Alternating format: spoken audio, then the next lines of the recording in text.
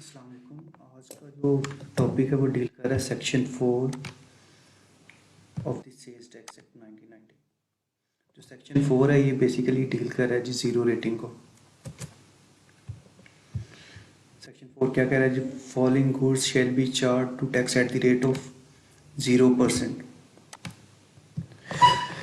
जो सेक्शन 4 में items fall कर रही हैं वो चार्ज हो रही हैं at the rate of 0%। Goods exported और the goods specified in the fifth schedule. जो गुड्स हम एक्सपोर्ट कर रहे हैं उन पे जो सेल्स टैक्स की चार्जेबिलिटी होगी वो एट द रेट ऑफ 0%, और जो आइटम फिफ्थ स्केड्यूल में मेंशन्ड है या इन लिस्ट है उन पे चार्जेबिलिटी भी होगी 0%।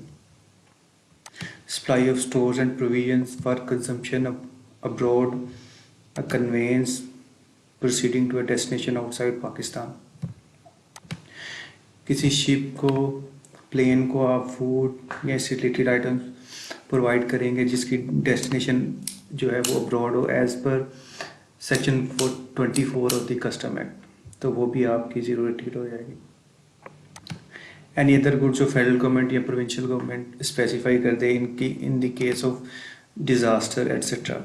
जैसे आजकल कोरोना के सिलसिले में उन्होंने पीपी किट्स के लिए जो रॉ मटेरियल वगैरह या वेंटिलेटर्स वगैरह उस पर उन्होंने जो आपकी थी सेल्स टैक्स वो ख़त्म कर दिया। अच्छा जी, फिफ्थ स्केड्यूल में कौन सी आइटम्स आ रही हैं? फिफ्थ स्केड्यूल जो बेसिकली थोड़ी सी आइटम्स हैं इसमें, इतना लेंथी नहीं है।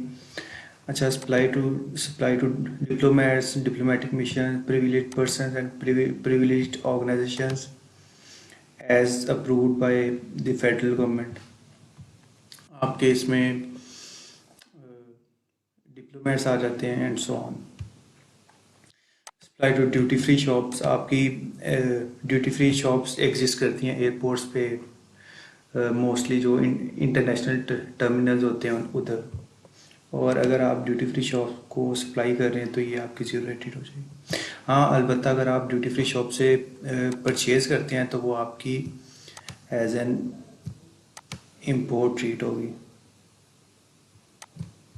अच्छा, supply of raw materials, components, goods for further manufacture of goods in the export processing zone.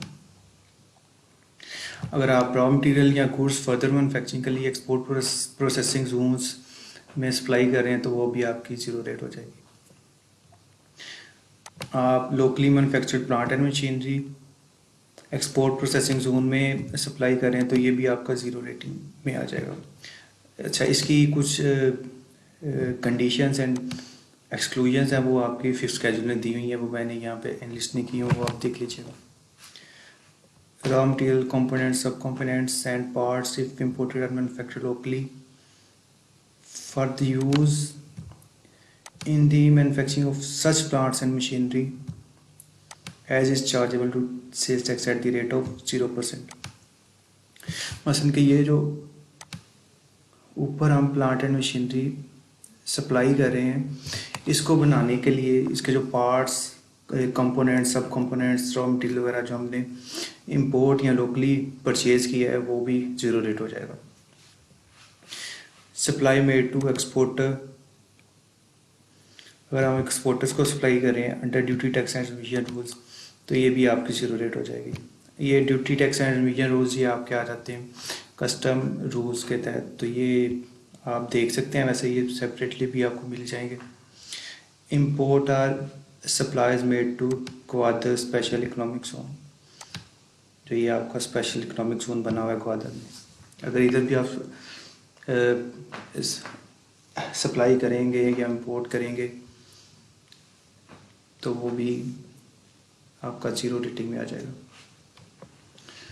Supply, repair and maintenance of any ship aircraft of equal to और greater than 15 LDT and 8000 kg respectively. अच्छा, आप supply करेंगे, repair and maintenance करेंगे किसी ऐसे ship या aircraft की जो क्या कहते हैं जिसकी वेटेज 8000 kg और ये भी इसकी मेजरमेंट का एक यूनिट ही है, इससे ज़्यादा हो तो वो भी ज़ीरो रेटिंग हो जाएगी। आपका पेट्रोलियम क्रूड ऑयल आ जाएगा, जो आप ये पेट्रोलियम प्रोडक्ट्स आप, इसके अलावा वो क्या कहते हैं अनप्रोसेस्ड फॉर्म में supply of spare parts and equipment and machinery for air navigation services to any of the above ships. अच्छा, ये भी आपका सेम वेटेज में आ जाएगा। अच्छा, आप स्पेयर पार्ट सप्लाई कर रहे हैं, इक्विपमेंट एंड मशीनरी सप्लाई कर रहे हैं फॉर एयर नेविगेशन सर्विसेज के लिए, तो वो भी आपका 0 रेटिंग में आ जाएगा। Goods exempted under section 13। Section 13 में जो हैं गुड्स सेक्शन 13 में आ रही हैं एग्जेम्प्ट, और एग्जेम्प्ट गुड्स को डील कर रहा है 6 स्केड्यूल। तो 6 स्केड्यूल में जो आइटम्स इन लिस्ट हैं, अगर कोई exporter if exported by manufacturer, अगर एग्जाम्प्ट गुड्स किसी मैन्युफैक्चरर ने एक्सपोर्ट की हैं तो वो भी आपकी 0 रेट हो जाएगी। The following goods and raw material imported और purchase locally for manufacture of the said goods subject to the conditions.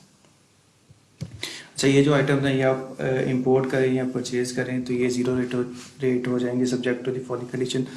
Preparation suitable for infants, ये बच्चों के लिए आप ये क्या कहते हैं, फार्मूला मिल्क सेंट्स एट्सेट्रा, जो पाउडर्ड मिल्क वगैरह हो जाते हैं, ये put up for retail sale. Bicycles, erasers, colouring sets, inks, exercise books, pencil sharpeners, geometry boxes, pencils etcetera, ये आपकी ये स्टेशनरी से रिलेटेड जो आइटम्स आ जाती हैं ये भी आपकी 0 रेटिंग में आ जाती हैं। अच्छा, इसमें जो आपका इनपुट है